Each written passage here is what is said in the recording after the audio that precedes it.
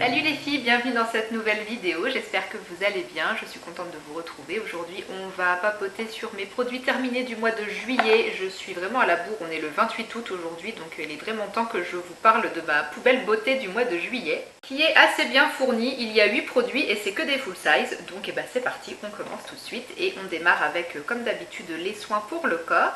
J'ai terminé un gel douche senteur Mirabelle. C'est un produit que j'avais eu en cadeau au travail et c'est un produit qui est fabriqué dans ma région, la Lorraine, et que vous pouvez retrouver sur le site internet Les Fous de Terroir ou carrément dans les boutiques Les Fous de Terroir. Il y en a quelques-unes dans la région.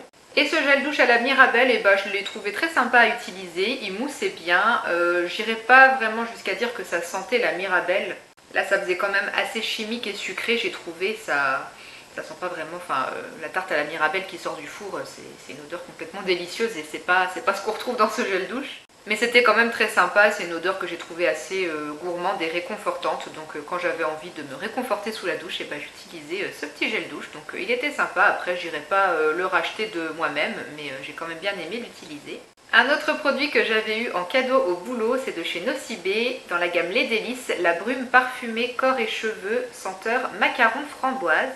Donc on reste encore une fois dans des odeurs assez sucrées, fruitées, gourmandes. C'est une petite brume parfumée que j'ai bien aimée, je l'ai trouvée sympa. Après c'est une brume, donc niveau tenue sur la peau, franchement ça tient pas très longtemps. Mais ça c'est un point qui ne me dérange pas trop parce que justement j'aime bien utiliser ce genre de parfum léger, de petites brumes pour me parfumer la semaine pour le boulot ou juste si je vais sortir faire 2-3 courses, j'ai pas besoin de me parfumer avec un parfum de luxe. Donc une petite brume comme celle-ci, ça fait tout à fait l'affaire. Elle était sympa, j'ai bien aimé. Je vais pas non plus courir aller racheter ça de moi-même, mais très sympa à utiliser quand même, j'ai bien aimé. On passe aux soins pour le visage maintenant et on va encore rester dans un produit à l'odeur gourmande et sucrée et fruitée.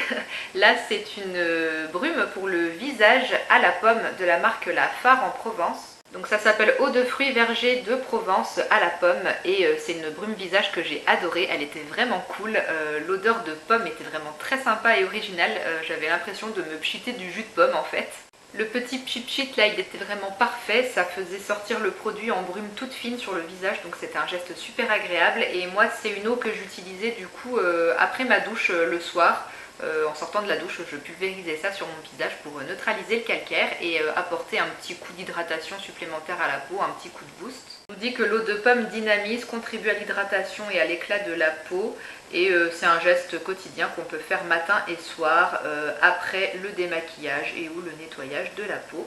Donc moi je l'ai fait uniquement le soir, mais on peut l'utiliser aussi le matin. On se nettoie la peau, on se pulvérise ça sur le visage et après on met sa crème tout simplement. Donc un produit très sympa, plutôt fun j'ai trouvé, j'ai vraiment beaucoup aimé l'utiliser, mais malheureusement c'est pas une eau de fruits que je vais courir aller racheter parce qu'elle est quand même pas donnée je trouve, ça coûte 17,90 €.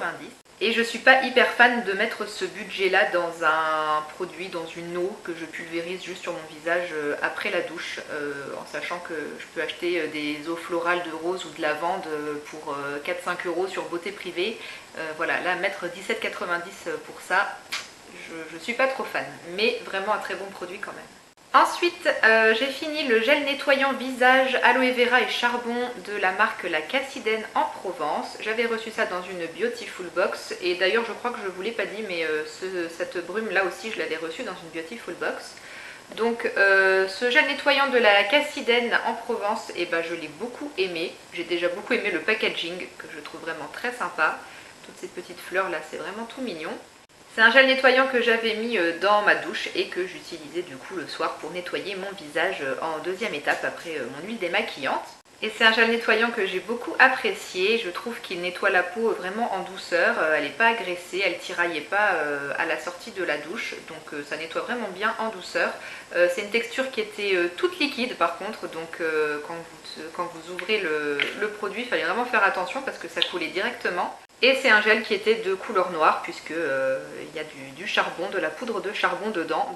C'est un peu problématique, je chipote là vraiment, mais comme moi j'aime bien utiliser mes nettoyants visage avec une éponge konjac, et l'éponge konjac blanche avec un nettoyant de couleur noire, elle ne reste pas blanche la pauvre éponge.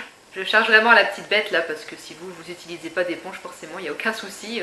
Si vous savonnez juste avec vos mains, il n'y a pas de problème.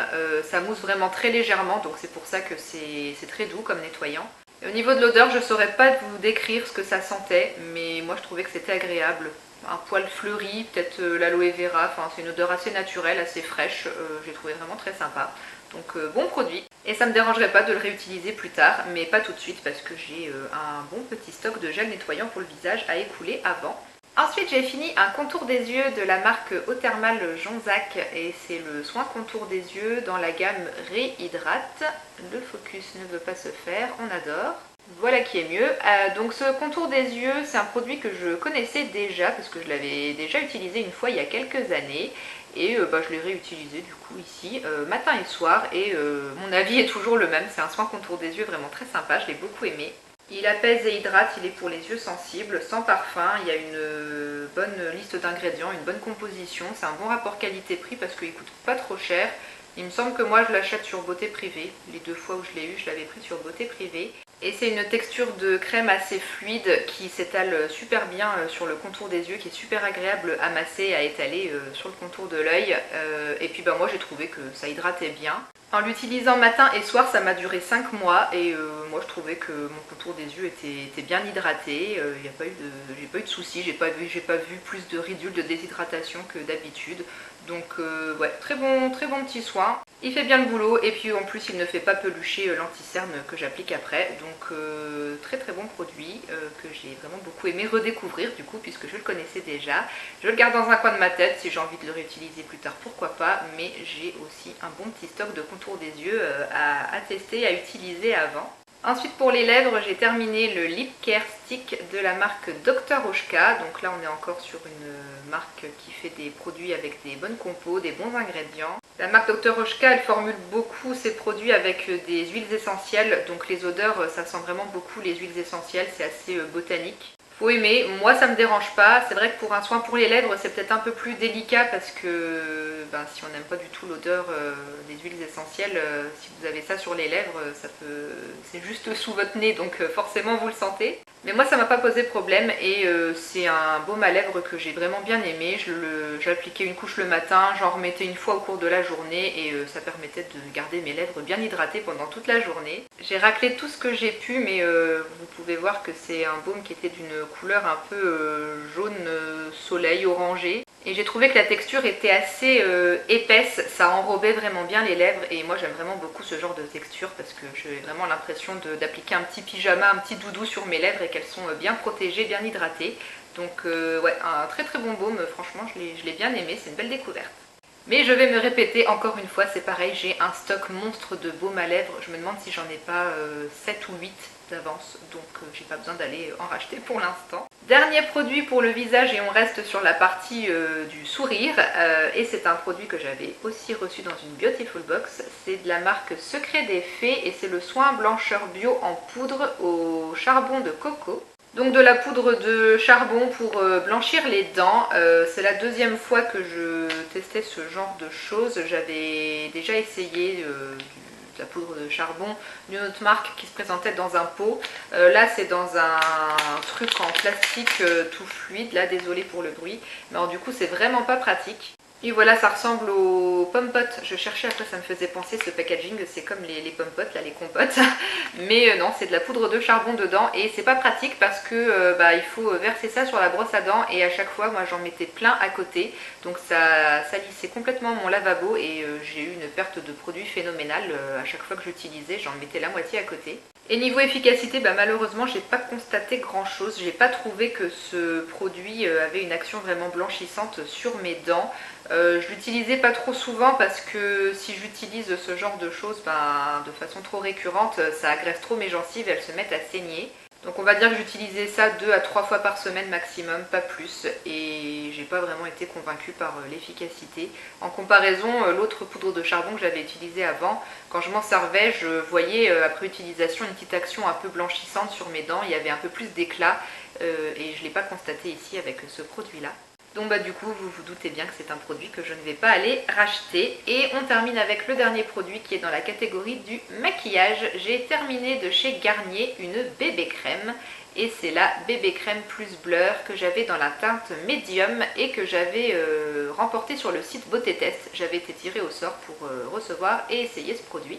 Et ça faisait des lustres que je l'avais ce produit puisque je l'avais reçu en 2015. Donc ça fait 7 ans que ce truc était dans mes tiroirs. Mais je l'ai quand même utilisé jusqu'au bout parce que la texture et l'odeur n'avaient absolument pas changé. Donc bon voilà, je m'en suis quand même servi jusqu'au bout. Et si j'ai mis autant de temps à finir ce tube, c'est parce que la teinte médium était vraiment très foncée. J'ai découpé le packaging, hein, comme d'habitude, moi je racle les produits jusqu'au bout, donc je sais pas si vous pouvez vous rendre compte un petit peu de la couleur, mais la teinte médium était vraiment très foncée, donc bah, je pouvais m'en servir seulement en été quand j'avais bien bronzé. C'est une bébé crème que j'ai vraiment beaucoup appréciée, texture liquide et fluide qui s'étalait super facilement, il n'y avait pas besoin de mettre beaucoup de matière, ça n'étouffait pas la peau, c'était vraiment très léger comme sensation sur la peau. Le teint était unifié de façon vraiment très naturelle, ça faisait vraiment un rendu super naturel. Je trouvais que ça apportait un aspect un peu plus lisse et fin au grain de peau. Du coup pour l'été et puis pour sublimer juste le bronzage, c'était vraiment parfait cette petite bébé crème.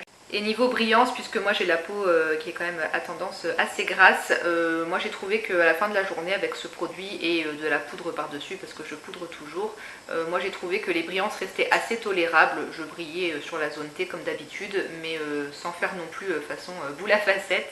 Donc je l'ai trouvée bien cool cette bébé crème, mais je crois qu'elle n'existe plus parce que je ne la retrouve plus dans les supermarchés quand je fais mes courses. Il y a la bébé crème classique ou celle pour peau mixte à grasse, mais la version plus blur comme ça je ne la vois plus, donc je pense que ça n'existe plus malheureusement, c'est bien dommage parce qu'elle était sympa. Voilà, ça sera tout pour mes produits terminés du mois de juillet. J'espère que cette vidéo vous a plu. Je vous remercie de l'avoir regardée jusqu'au bout si vous êtes toujours là. N'hésitez pas à venir me dire dans les commentaires si vous connaissez un des produits que je vous ai montré aujourd'hui. J'espère que vous avez passé un bel été, de bonnes vacances. Je vous souhaite plein de bonnes choses et plein de courage pour la rentrée ou peut-être de bonnes vacances si vous faites partie de ceux qui bossent pendant l'été et qui prennent leurs vacances seulement en septembre. Enfin, dans tous les cas, prenez bien soin de vous et moi je vous embrasse et je vous dis à très bientôt dans une prochaine vidéo. Ciao!